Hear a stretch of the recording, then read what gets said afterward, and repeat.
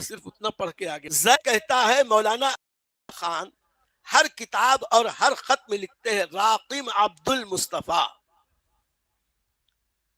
خدا جل جلالہ کے سوا دوسرے کا عبد یعنی بندہ کیسے بن سکتا ہے؟ یہ عبداللہ تو ہیں، عبد المصطفیٰ احمد رضا لکھتے ہیں، یہ کیسے جائز؟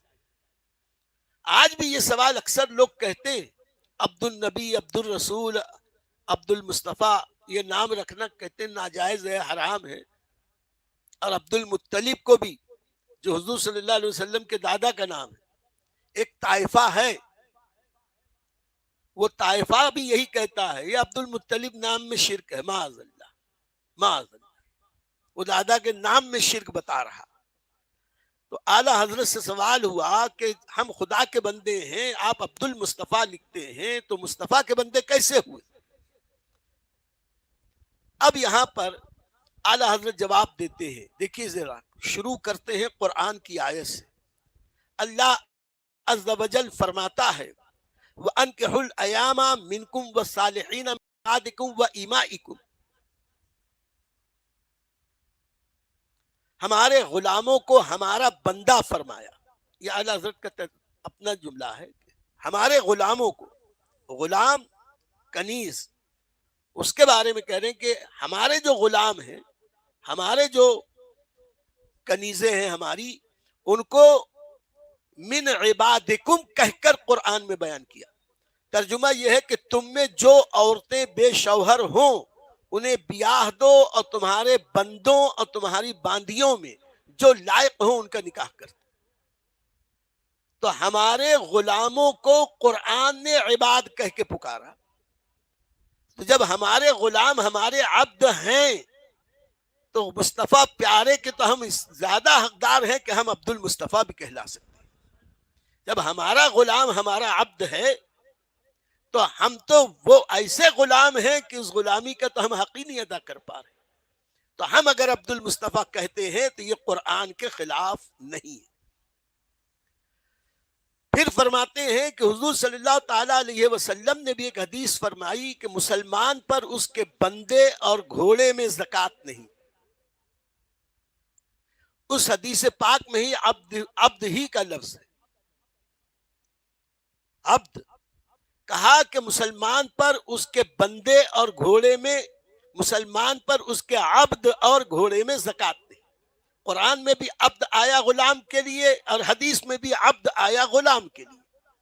تو جب قرآن اور سنت سے عبد غلام کے لیے ثابت ہوا، اس کا مطلب یہ ہوا کہ ہم عبداللہ ہیں اس حیثیت سے کہ ہم اللہ کے بندے ہیں، اور ہم عبد المصطفیٰ اس حیثیت سے ہیں کہ مصطفیٰ پیارے کے ہم غلام ہیں۔ تو عبد المصطفیٰ، عبد الرسول، عبد النبی نام رکھنے کا مطلب ہوا مصطفیٰ کا غلام، مصطفیٰ کا رسول کا غلام، نبی کا غلام صلی اللہ تعالی علیہ وسلم۔ اب یہ تو ہو گئی ایک آیت ایک حدیث۔ ذرا دیکھیے جامعیت امام احمد رضا کے قلم کی، یہ حدیث صحیح بخاری و صحیح مسلم و باقی سب صحاح میں ہے۔ آگے لکھتے ہیں امیر المومنین عمر فاروق اعظم رضی اللہ تعالیٰ عنہ نے مجمع صحابہ میں صحابہ کرام رضی اللہ تعالیٰ عنہم کو جمع فرما کر اعلانیہ برسر منبر یہ فرمایا۔ اس جملے کا ترجمہ ہے میں رسول اللہ صلی اللہ تعالیٰ علیہ وسلم کے ساتھ تھا، میں حضور کا بندہ تھا اور حضور کا خدمتگار تھا۔ فاروق اعظم کا جملہ مسجد نبوی کے منبر پر، اس میں بھی اس حدیث پاک میں بھی عبد کا ہی لفظ ہے۔ تو فرمایا فاروق اعظم نے کہ میں حضور کا بندہ تھا، یعنی رسول پاک صلی اللہ علیہ وسلم، اور حضور کا خدمتگار تھا۔ تو جو سنت فاروقی پر عمل کر کے اپنے آپ کو عبد المصطفیٰ کہنا پسند کرے وہی سچا فاروقی ہے، وہی سچا سنی ہے، وہی سچا مومن ہے۔ اور جو عبد المصطفیٰ بننے سے انکار کرے تو حقیقت میں وہ کسی اور کا بندہ تو ہو سکتا ہے لیکن وہ مصطفیٰ پیارے کا غلام نہیں ہو سکتا۔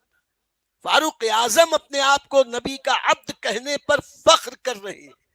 اس کا مطلب یہ ہوا کہ ہم بھی اگر اپنے آپ کو نبی کا غلام کا معنی میں عبد المصطفیٰ کہیں تو جائز۔ اس کے بعد ایک اور کچھ اور باتیں لکھی، اس کے بعد ایک اور آیت کریمہ سورہ نور کی، قل یا عبادی الذین اسرفوا علی انفسہم لا تقنطوا من رحمت اللہ ان اللہ یغفر الذنوب جمیعا انہ هو الغفور الرحیم، سورہ نور۔ اس میں اس آیت میں اللہ نے اپنے محبوب کو حکم دیا ہے، قل یا عبادی الذین، اے محبوب تم اپنی تمام امت سے خطاب کرو، اور یا عبادی کہہ کر خطاب کرو۔ یا عبادی کہہ کے ہم کو اپنا کر لیا حضور صلی اللہ علیہ وسلم، قرآن میں آیا، اللہ نبی سے کہہ رہا، ارشاد فرما رہا، اے محبوب یا عبادی کہہ کر اپنی امت کو پکارو۔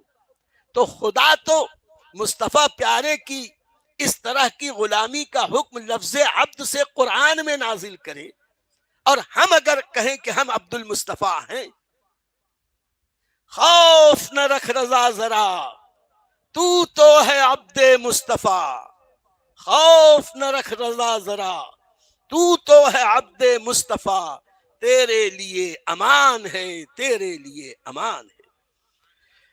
اے محبوب تم اپنی تمام امت سے یوں خطاب فرماؤ کہ اے میرے بندو یا عبادی، محبوب کہو یا عبادی، اے میرے بندو جنہوں نے اپنی جانوں پر ظلم کیا، اللہ کی رحمت سے نا امید نہ ہو، بے شک اللہ سب گناہ بخش دیتا ہے، بے شک وہی ہے بخشنے والا مہربان۔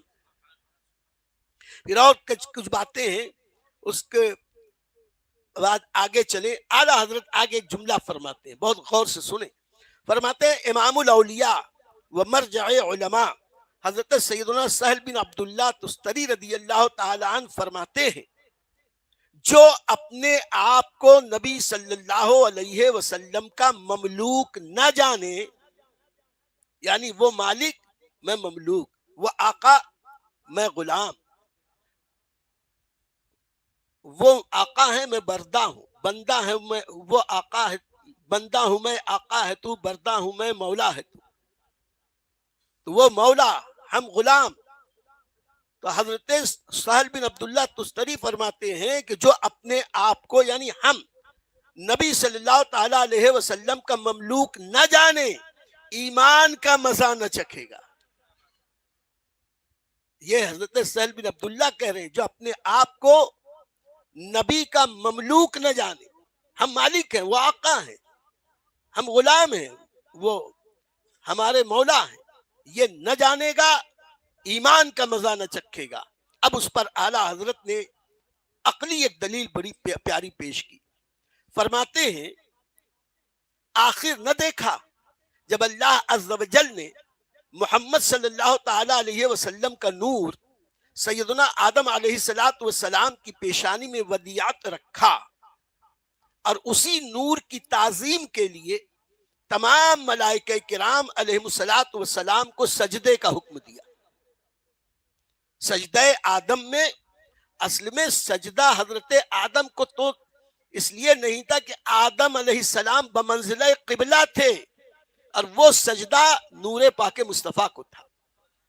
فرماتے ہیں کہ جب اللہ نے محمد صلی اللہ تعالی علیہ وسلم کا نور سیدنا آدم علیہ السلام کی پیشانی میں ودیعت رکھا، اور اسی نور کی تعظیم کے لیے تمام ملائکہ کرام علیہ السلام کو سجدے کا حکم دیا، سب نے سجدہ کیا الا ابلیس، مگر ابلیس نے نہ کیا۔ تو جس وقت ابلیس نے سجدہ نہ کیا، وہ اس وقت کیا عبداللہ ہونے سے نکل گیا؟ اعلیٰ حضرت سوال کا، جس وقت اس نے حضرت آدم علیہ السلام کو سجدہ نہ کیا تو کیا اس وقت عبداللہ ہونے سے نکل گیا، اللہ کا بندہ ہونے سے باہر کہیں چلا گیا؟ ہرگز نہیں، وہ اللہ کا بندہ تو تھا، اللہ کا مخلوق، اللہ کا مملوک نہ رہا، یعنی یقیناً وہ اللہ کا مخلوق بھی تھا، اللہ کا مملوک بھی تھا، لیکن نور پاک مصطفیٰ صلی اللہ علیہ وسلم کی تعظیم کو نہ جھکا، یعنی عبد المصطفیٰ نہ بنا۔ غلام مصطفیٰ نہ بنا، مملوک مصطفیٰ نہ بنا، لہذا مردود ابدی و ملعون سرمدی ہو گیا، لعنت ہو گئی قیامت تک کے لیے، اس کے بعد عبد العباد تک کے لیے۔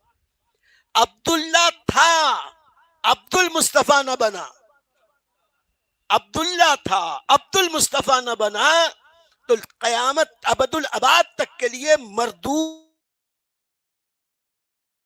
و ملعون سرمدی ہوا۔ اب آگے کہتے ہیں آدمی کو اختیار ہے چاہے عبد المصطفیٰ بنے،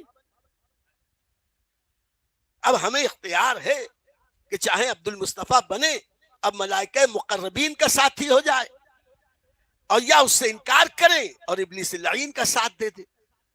اب یہ تمہاری طرف ہے کہ تمہیں کیا کرنا ہے۔ ہم تو یہی کہتے ہیں خوف نہ رکھ رضا ذرا، تو ہے عبد مصطفیٰ، تیرے لیے امان ہے، تیرے لیے امان۔